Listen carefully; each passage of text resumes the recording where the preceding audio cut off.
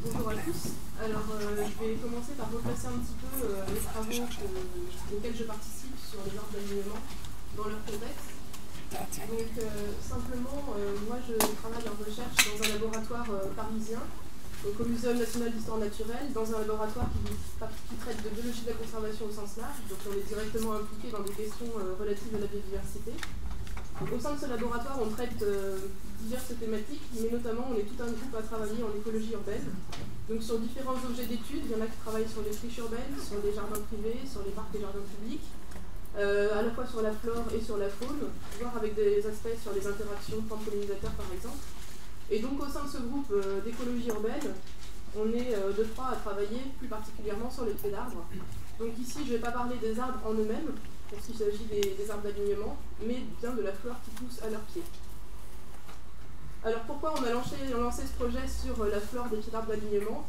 En fait, si on replace un petit peu dans le contexte politique, on a eu en France le Grenelle environnement il y a quelques années, dont il a découlé qu'il devait y avoir la mise en œuvre, l'élaboration d'une trame verte et bleue nationale pour enrayer le déclin de la biodiversité au travers de la préservation et de la restauration de continuité écologique. Et donc l'idée était de constituer un réseau écologique cohérent à l'échelle nationale. Mais évidemment, ce projet de trame verte et bleue se décline à différentes échelles, puisqu'il doit se décliner à la fois à l'échelle nationale, mais aussi aux échelles régionales et plus locales, et puis dans divers types de milieux, que ce soit les milieux naturels, les milieux agricoles, et aussi le milieu urbain. Et donc on a cette idée de trame verte urbaine, qui maintenant se développe un peu dans toutes les villes en France, mais chez vous aussi j'imagine. Et il y a eu un programme de recherche sur la trame verte urbaine, financé par l'Agence nationale de la recherche en France, donc, dans lequel s'inscrit cette recherche sur la flore des pieds d'arbres. Alors quand on parle de trame verte urbaine, la question qui se pose, c'est de savoir de quels éléments elle peut se constituer, sachant qu'il y a des structures qui paraissent relativement évidentes, intuitives, on pense spontanément à des structures continues vertes. Donc quand on est à Paris, on pense par exemple à la petite ceinture qui est un ensemble de voies ferroviaires à l'abandon qui ceinturent la ville. Mais on peut avoir d'autres structures qui sont moins visibles, moins intuitives. Par exemple, le maillage de jardins pavillonnaires en zone périurbaine peut participer à la trame verte pour un certain nombre d'organismes en tout cas. Donc quand on parle de trame verte urbaine, il faut savoir quels éléments on prend en compte, mais aussi pour quels organismes. Donc là, ce dont je vais parler par rapport aux arbres d'alignement, c'est pas forcément vrai pour tous les organismes qu'on peut rencontrer en ville. Je ne parle pas du tout des oiseaux par exemple, ni des insectes qui sont sur ces arbres. Je parle vraiment de la flore qu'il y a à leurs pieds. Donc voilà, la question qu'on se posait, c'était est-ce que les arbres d'alignement peuvent être un des éléments qui participent à la trame verte urbaine? Alors pourquoi s'intéresser à la flore de ces pieds d'arbres? Pas de bonnes raisons, enfin bonnes, je sais pas, c'est à vérifier. Mais d'abord, la première, c'est l'hypothèse qu'on fait en fait que ces arbres d'alignement pourraient constituer des corridors discontinus, on dit en pas japonais puisqu'on va avoir une dispersion de proche en proche. L'idée étant qu'une plante présente au pied d'un arbre pourrait disperser de proche en proche par ces pieds d'arbre, et donc que des espaces relativement isolés à la base se retrouvent connectés par ce biais-là.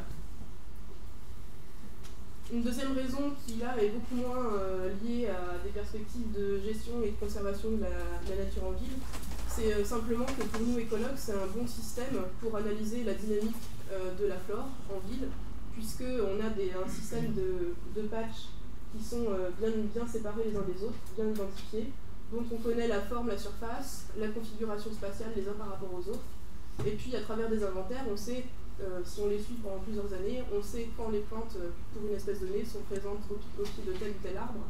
Et donc on peut comme ça reconstituer la dynamique à travers les paramètres d'extinction, de pollinisation, de persistance au pied de ces arbres. Et enfin, une troisième raison pour laquelle on a développé ce projet sur les pieds d'arbres d'alignement, c'est parce que c'est aussi un objet d'étude qui est propice au développement d'une approche pluridisciplinaire, voire interdisciplinaire, donc qui était aussi un des enjeux du programme de recherche sur la trame verte urbaine, et qui est largement justifié dès l'instant qu'on s'intéresse à la ville, puisque le système pied d'arbre en lui-même peut apparaître plus complexe peut-être qu'à première vue, mais il reste quand même facile à cerner. Donc il est pris entre les dynamiques, pour ce qui est de la flore spontanée, entre les dynamiques écologiques, qui sont propres à cette flore, mais avec l'influence des usages et des pratiques par les citadins, et évidemment une très forte influence du mode de gestion qui lui peut être lié à des contraintes d'ordre économique, technique et culturel, et aussi aux attentes ou aux besoins citadins. Alors nous, on s'est intéressé à la flore des pieds d'arbre d'alignement dans un contexte un peu particulier, puisqu'on travaille à Paris. Donc je dis un contexte un peu particulier, puisque en termes de milieu urbain, on est vraiment dans quelque chose d'assez extrême, dans Paris intramuros. Donc Paris intramuros, en quelques chiffres, c'est une centaine de kilomètres carrés, avec une densité d'habitants extrême, plus de 20 000 au kilomètre carré, donc c'est la capitale la plus dense d'Europe. On a un peu moins de 2000 hectares de bois, donc que j'ai cerclé ici sur la carte, mais si on exclut ces bois, on se retrouve avec 5 à 600 hectares d'espace vert intramuros, ce qui représente en fait une quantité d'espace vert par habitant parmi les plus faibles en Europe. Et au sein de cette ville, on a à peu près 1700 km de voies, donc de rues, avenues, boulevards. Donc quelques chiffres maintenant sur les arbres d'alignement là-dedans. Ici vous avez une carte qui a été fournie par l'atelier parisien d'urbanisme. Donc les arbres d'alignement, il y en a plus de 100 000 dans Paris, donc arbres d'alignement exclusivement, si on exclut totalement tous les arbres qu'il y a dans les parcs, jardins et espaces verts au sens large. Ces arbres d'alignement représentent des linéaires arborés de 700 km au total, et donc une surface ombragée dans les rues de 250 hectares. Donc ça c'est les chiffres qui sont fournis par la Pure. Et au total, on aurait à peu près 150 essences différentes, mais avec évidemment, comme dans bien des villes, une très forte dominance de 3 ou 4 essences. Donc en l'occurrence, le platane qui domine de très loin avec plus d'un tiers des arbres, suivi du marronnier, du tilleul et des sophoras. Alors en pratique, pour s'intéresser à la flore de ces pieds d'arbres, on a choisi une zone cible dans Paris, donc, qui est ici dans le 12e arrondissement, pour ceux qui connaissent un peu Paris. Donc on est rive-droite par rapport à la Seine, et on est autour du complexe ferroviaire de Gare de Lyon et Gare de Bercy. Et donc on mène depuis 2009 un inventaire exhaustif de la flore spontanée, donc la flore sauvage spontanée, au pied d'environ 1500 arbres dans ce secteur, donc qu'on suit tous les ans depuis 2009. Donc on a 3 années de données pour l'instant, et ça va être suivi en 2012 et ultérieurement. Alors je vais commencer par dresser un peu le portrait finalement de la flore qu'on peut trouver dans ces arbres, sachant qu'on partait un petit peu sans vraiment d'idée précise a priori sur ce qu'on allait trouver. Donc au total on a identifié sur l'ensemble des 3 années un peu moins de 200 espèces. On avait 150 la première année, puis ça a été un peu enrichi puisque en fait on a quelques espèces qui dominent largement, ici à gauche, avec notamment le pâturin qui est dans 50 à 60% de nos pieds d'arbres. Mais on a évidemment toute une série d'espèces qui sont très peu présentes dans l'ensemble des pieds d'arbres, mais qui ne sont pas forcément négligeables non plus, puisque c'est elles qui constituent en fait toute la diversité en termes d'espèces. Donc vous avez ici à droite quelques espèces qu'on a trouvées une fois ou deux, tout simplement, avec des choses un peu étonnantes comme de l'encolie, du datura par exemple. Et puis on a des espèces qui sont beaucoup plus fréquentes, donc ont des fréquences intermédiaires ici. Donc voilà, là c'était une petite liste des 15 à 20 espèces les plus fréquentes sur nos inventaires. Et en fait, quand on regarde un petit peu, on retrouve des choses pas très étonnantes, c'est-à-dire qu'on retrouve des plantes qui sont adaptées au piétinement, qui supportent bien la surfréquentation dans certaines rues, des plantes qui ont des cycles de vie relativement rapides, qui vivent plus rapidement, ou des plantes qui ont des capacités de dispersion importantes par exemple. Une question qui nous intéresse toujours dès l'instant qu'on travaille sur la nature en ville, c'est aussi de savoir quelle est la part des espèces exotiques là-dedans. Donc là, c'est sur les données de 2009, de la première année, où on avait environ 150 espèces, et on retrouve en fait environ 20% d'espèces exotiques là-dedans. Ce qui peut paraître assez important, mais qui est un chiffre qui revient de façon récurrente quand on parle d'espèces exotiques en ville. Par contre, la question qu'on se pose toujours dès l'instant qu'on est sur des thématiques de trame verte, de corridor, de continuité écologique, c'est aussi le corollaire de est-ce que ça peut faciliter les invasions. En fait, dans notre flore de pieds d'arbres qu'on a étudié, les espèces invasives, par rapport à la quantité d'espèces exotiques qu'on trouvait, représentent une très faible part, puisque hormis le Conisa sumatrensis qui lui est très fréquent, les autres espèces invasives qu'on a rencontrées sont d'abord peu nombreuses en diversité et sont peu fréquentes globalement. Alors pour poursuivre un petit peu ce portrait, on s'est aussi intéressé évidemment à la richesse qu'on pouvait trouver, le nombre d'espèces qu'on pouvait trouver au pied de nos arbres. Là encore, on a des choses très, très contrastées. Donc ici, vous avez chaque barre qui représente le nombre de pieds d'arbres pour lequel on va trouver un certain nombre d'espèces. Et en fait, ce dont on s'aperçoit, c'est qu'on a à gauche, ici, beaucoup de pieds d'arbres, donc les 2/3 pour lesquels on a moins de 5 espèces, mais on a quand même 1/3 de nos pieds d'arbres, donc plus de 500 au total, pour lesquels on a entre 5 et 25 espèces.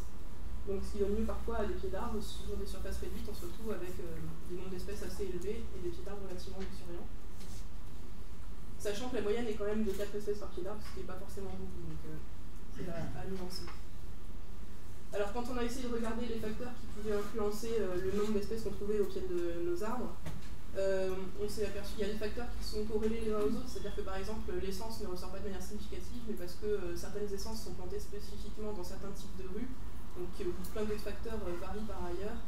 Et donc en gros, ce qui est vraiment frappant, mais ce qui là encore n'est pas forcément très surprenant, ce qui ressort, c'est que ce qui a le plus d'influence, c'est d'une part la surfréquentation avec le facteur piétinement, et d'autre part le traitement qui est attribué à chaque pied d'arbre, à savoir qu'il y a des pieds d'arbre qui sont sur sol nu, où la terre est laissée à nu, des pieds d'arbre qui sont équipés d'une grille, notamment la grille haussmannienne caractéristique du paysage de la rue parisienne, et puis des pieds d'arbre aussi qui se développent pas mal avec un revêtement déstabilisé, donc un mélange sableux avec une petite quantité de ciment, qui permet de stabiliser le revêtement et de permettre le passage et la circulation du piéton, et qui est censé aussi empêcher la pousse des plantes.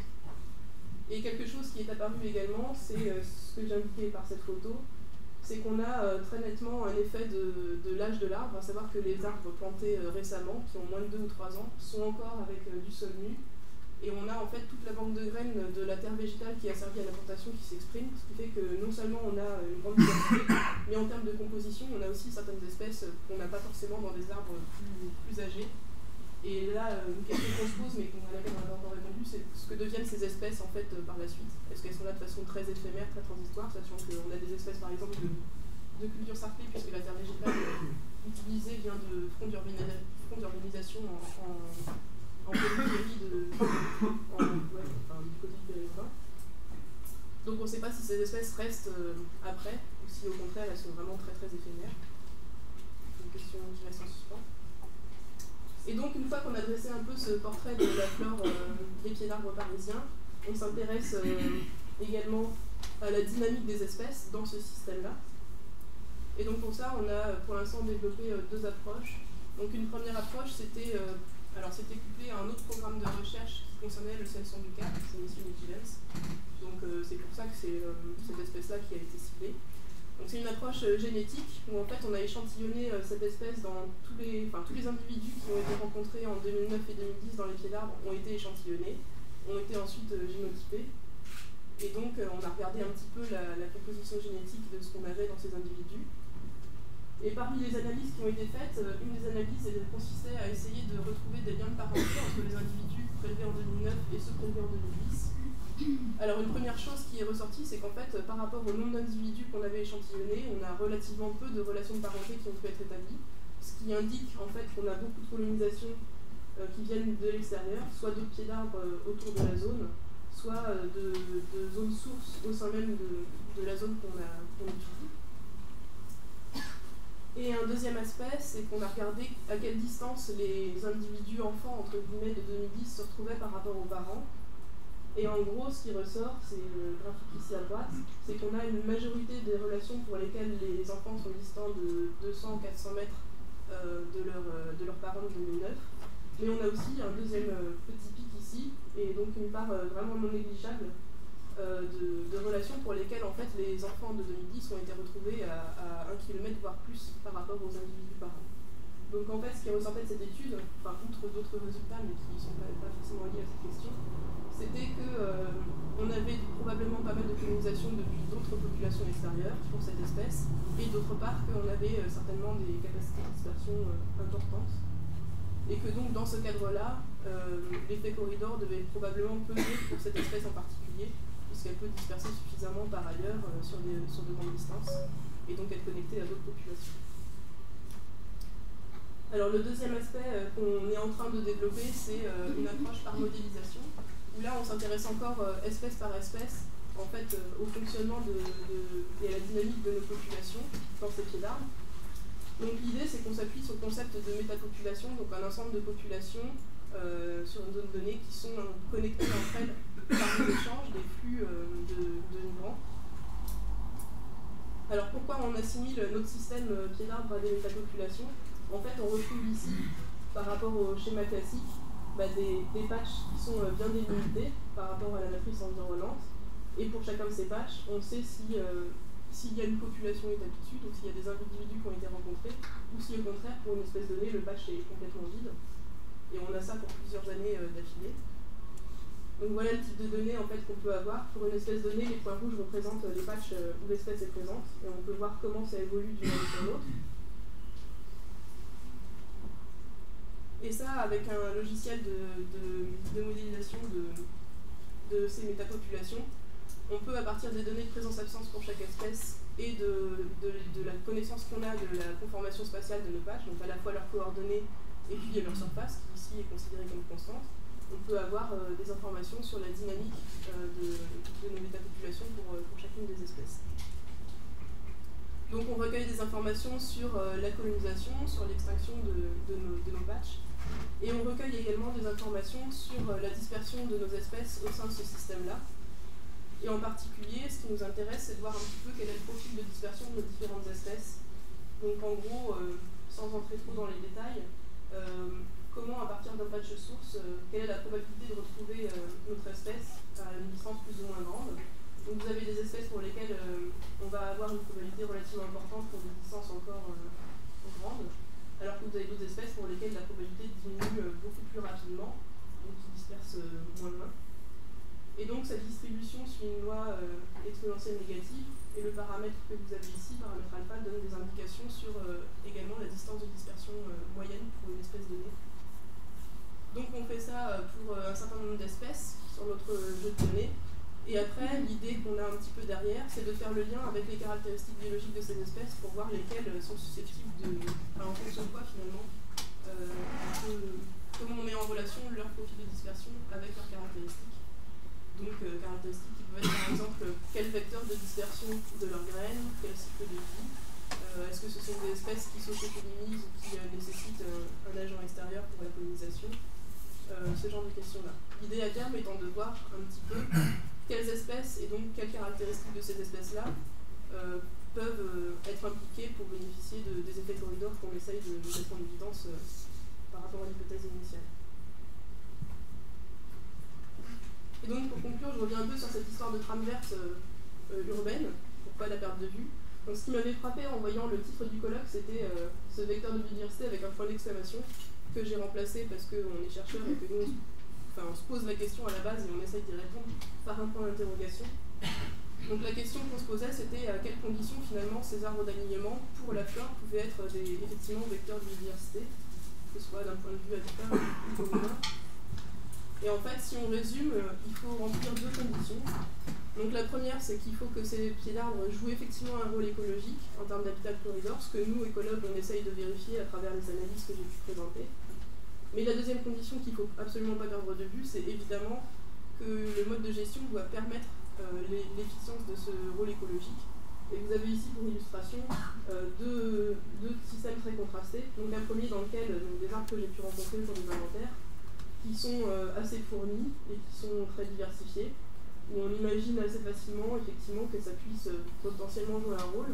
Et vous avez à droite un système très différent et qui est loin d'être anecdotique sur l'ensemble des arbres parisiens, avec ce revêtement stabilisé que vous avez ici, avec des grilles pleines où rien ne pousse, un revêtement stabilisé un petit peu plus abîmé là. Et en gros, quand on regarde un petit peu le contraste entre ces deux séries de photos, on se dit que finalement notre postulat à nous, c'était que les pieds d'arbres sont des habitats potentiellement pour la flore. Et au final, quand on est dans un système comme ça, pour la flore, qu'il y ait des arbres ou pas, finalement ça ne change pas grand-chose. C'est un peu comme si on était dans la matrice de bâti pour nous. Donc finalement, les deux conditions pour que ce soit vecteur de biodiversité, c'est que d'un point de vue écologique, ça puisse marcher, que ça puisse jouer un rôle, mais aussi que ce rôle potentiel il soit rendu possible dans les faits, dans la pratique, par la gestion qui est appliquée. Et donc ça, c'est tout le volet qu'étudient nos collègues en sciences humaines, qui travaillent sur justement la mise en œuvre des politiques de gestion de ces pieds d'arbres sur Paris. Voilà.